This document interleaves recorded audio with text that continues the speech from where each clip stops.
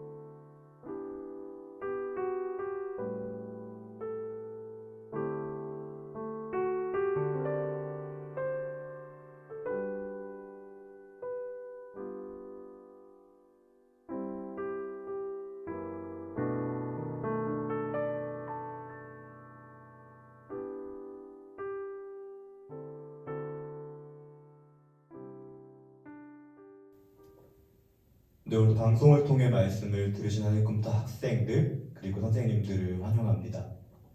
3주 동안 말씀을 들으시면서 굉장히 당혹스러우셨죠? 네, 저도 당혹스럽습니다. 차마다 설명할 수 없는 그런 것들이 말씀 속에 존재했기 때문입니다. 3주 전에는 기적에 대해서, 그리고 선물에 대해서, 2주 전에는 품꾼에 대해서, 그리고 분배의 문제에 대해서, 1주 전에는 탕부에 대해서, 관계에 대해서 설명하셨는데 궁극적으로 무엇을 말씀하고 싶으신 건가요? 하시는 분이 계실 줄로 압니다. 네, 우리가 이 말씀들을 하나의 교훈으로 받아들이기 어려운 이유는요, 사건들이 중구난방으로 퍼져 있기 때문이기도 해요. 마태복음에서 나오다가 요한복음에서 나오다가 누가복음에서 나오다가. 하지만 우리가 이 사건들을 하나로 받아들이기 어려운 이유는요, 우리의 사고 구조 중 시간에 대한 관념 때문입니다. 무슨 얘기 하시는 거예요? 하시는 분들을 위해 간략하게 설명하자면요, 우리는 시간이 과거로부터 현재로, 현재로부터 미래로 흐른다라고 생각합니다. 네, 맞습니다. Time is running out입니다. 시간은 흘러갑니다. 하지만 이 흘러가는 시간 속에서요, 그리스도인이라면 여러분들이 가져야 되시는 다른 시간관념이 있습니다. 네, 이제 뭔가 좀 짐작이 되시죠? 오늘은 시간의 문제를 조금 다뤄보려고 하고 이 모든 걸 하나로 볼 수 있는 관점을 가지려고 합니다. 오늘 본문의 주인공은 욥입니다. 그리고 이 욥은 아브라함과 동일한 시대를 살았습니다. 그러나 욥의 이야기는 지혜문학 그 중에 욥기에서 등장하고 아브라함의 이야기는 모세오경 그 중에서 창세기에 등장합니다. 네, 문제 맞습니다. 왜 아브라함의 이야기는 모세오경 창세기라고 하는 가장 먼저 등장하는 반면 왜 욥의 이야기는 지혜문학 그 중에 욥기라고 하는 그 중간에 등장하게 될까요? 정답은 되게 간단해요. 둘이 다루고 있는 주제가 다르기 때문입니다.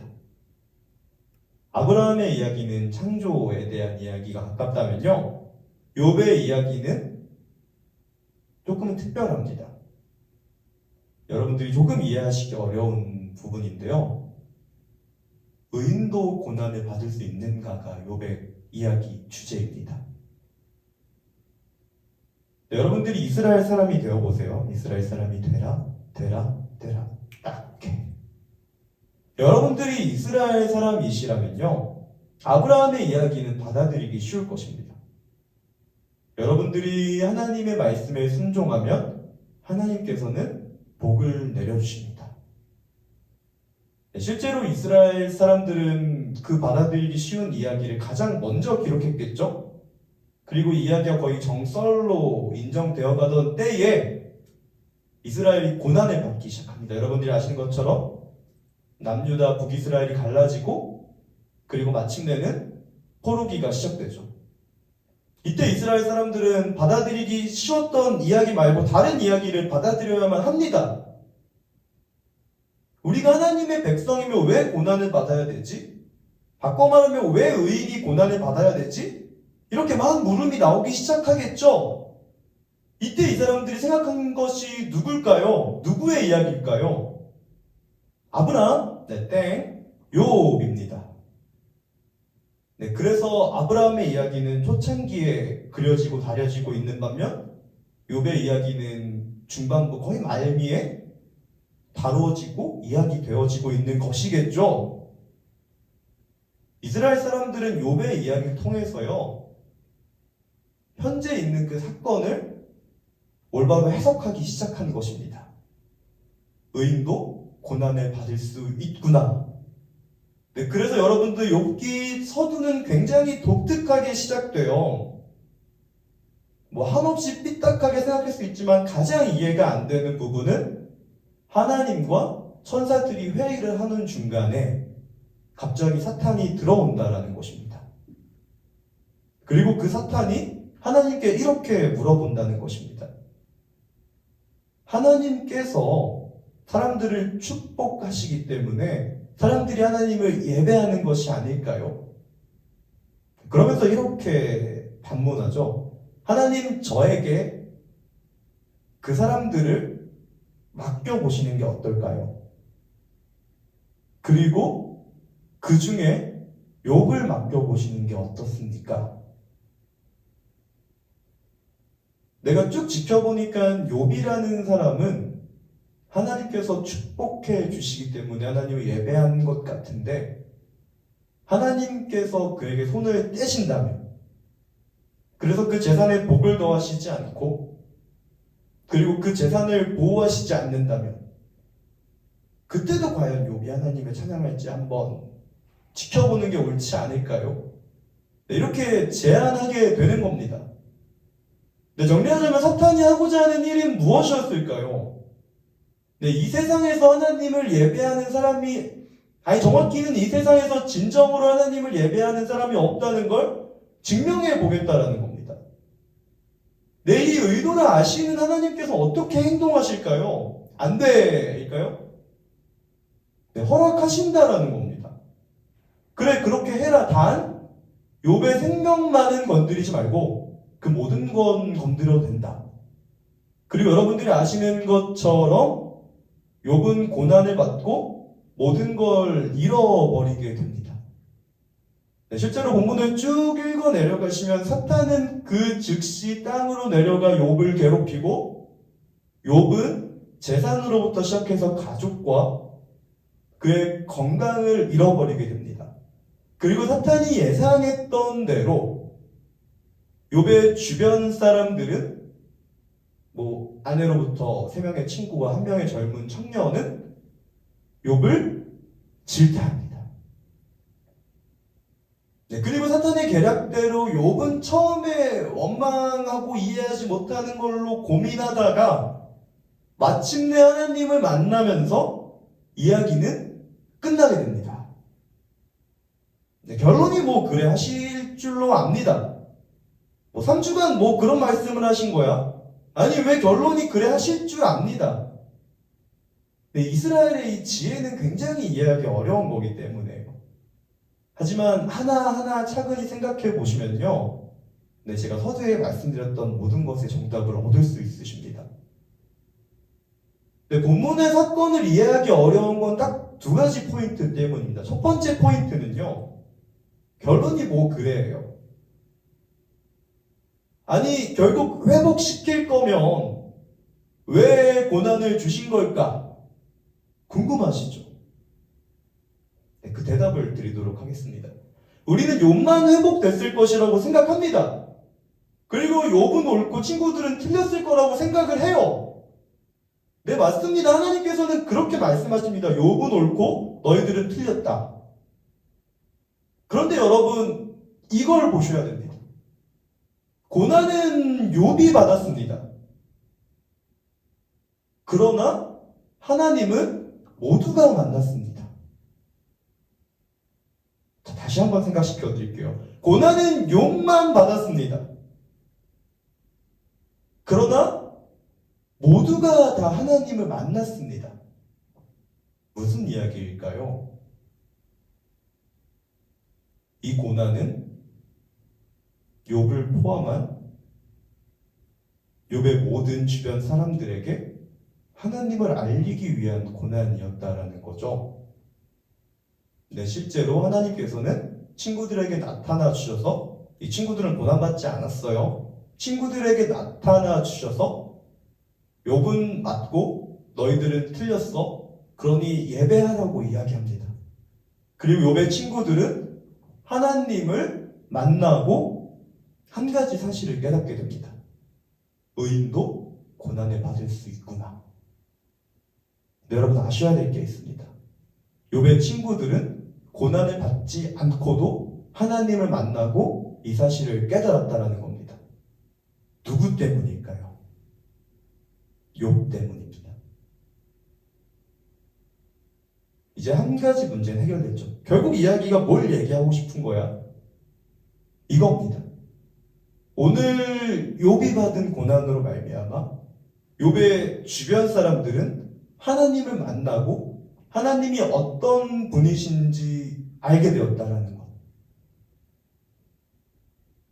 네, 그러면 두 번째 문제도 해결해야겠죠.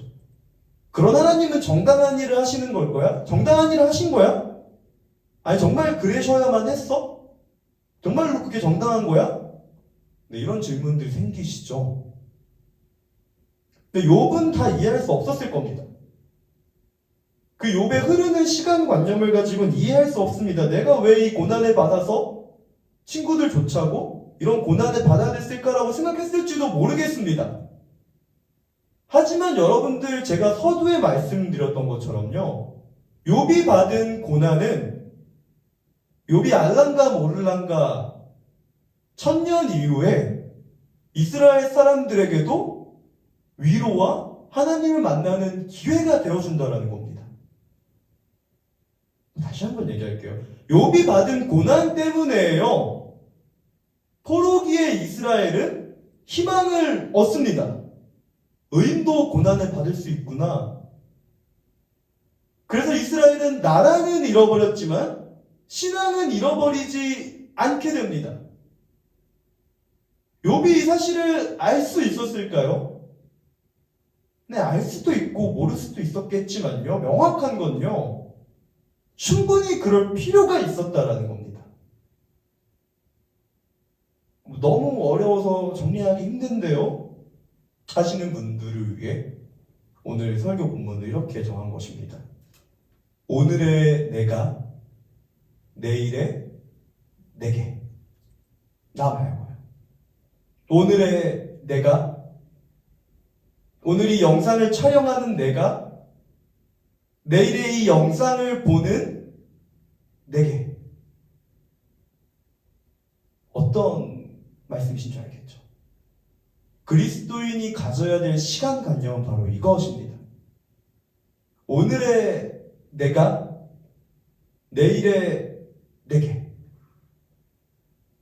중요하니까 한 번만 더 하겠습니다. 오늘의 내가 내일의 내게.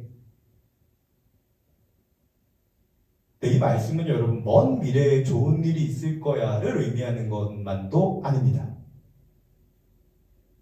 이 말은 두 가지를 지칭합니다. 첫 번째, 여러분들이 행하시는 믿음, 여러분들이 드리시는 예배, 여러분들이 드리시는 기도, 여러분들이 하시는 모든 삶의 헌신은요, 다른 누군가를 향해 있다는 것입니다. 여러분들이 인정하든 인정하지 않든 여러분들의 모든 신앙은 다른 누군가를 향해 있습니다. 그리고 두 번째, 여러분들이 보실 수 있든 보실 수 없든 간에 여러분들이 행한 그 모든 것은요, 다른 누군가에게 먼 미래에 모든 걸 초월해서 역사하신다라는 겁니다. 자, 무슨 말씀인지 알겠죠? 기독교는 이걸 믿음이라고 이야기한 거고, 제가 지난주부터 주구장창 이야기한 것이 바로 이것입니다. 기도하면 기적이 일어날까요? 네, 그럴 수도 있고 아닐 수도 있습니다. 근데 제가 군대의 정의에 따라서 다른 누군가에게 나의 모든 걸 양보하면 과연 이 세상에 평화가 이루어질까요? 네, 그럴 수도 있고 아닐 수도 있습니다. 제가 모든 사람을 용서하면 과연 이 땅의 모든 관계가 다 회복될까요? 그럴 수도 있고 아닐 수도 있지만 한 가지 확실한 건요, 오늘의 내가 행한 모든 것들은 내일에, 먼 미래에 내게, 다른 누군가에게 전파된다는 겁니다. 이 관점에서 이 모든 이야기는 하나입니다. 여러분들이 하시는 기도는 먼 미래에 또는 다른 누군가에게 전달됩니다. 여러분들이 하시는 양보는 먼 미래에 다른 누군가에게 전달됩니다. 여러분들이 베푸신 그 관계의 용서는, 그 회복은 먼 미래에 다른 누군가에게 전달됩니다. 그 관점에서 이야기는 하나입니다. 마치 욥이 이야기하는 것처럼요. 하나님, 우리는 다 알 수 없는 것들을 이야기합니다. 나를 불쌍히 여겨주시고 말씀해 주세요 하시면요, 나뿐만 아니라 다른 누군가에게, 그리고 지금뿐만 아니라 먼 미래에게까지 전파되어진다라는 겁니다. 네, 그렇기 때문에 보지 않고도 믿어야 하고, 다 알 수 없지만 순종해야 되는 거고, 다 깨달을 수 없지만 알아가려고 노력을 해야 되는 겁니다. 성경이 우리에게 이야기하고 있는 것은 바로 이것입니다. 오늘의 이 내가 내일의 내게, 오늘의 내가는 헌신이 드리는 예배가, 삶의 모든 열매가 내일의 먼 훗날의 다른 누군가에게 전파되기 때문에, 전달되기 때문에 여러분 그렇게 사셔야 합니다. 그런 믿음을 가지고 살아가셔야 합니다. 그런 믿음을 가지고 달려가셔야 됩니다. 그것이 바로 하나님의 나라입니다. 그것이 바로 하나님 나라의 시민권을 가지고 살아가는 사람들의 모습입니다. 그것이 바로 우리 삶에 다 이해할 수 없는 그 모든 일의 해답입니다. 저는 오늘 말씀을 이렇게 마치고 싶습니다.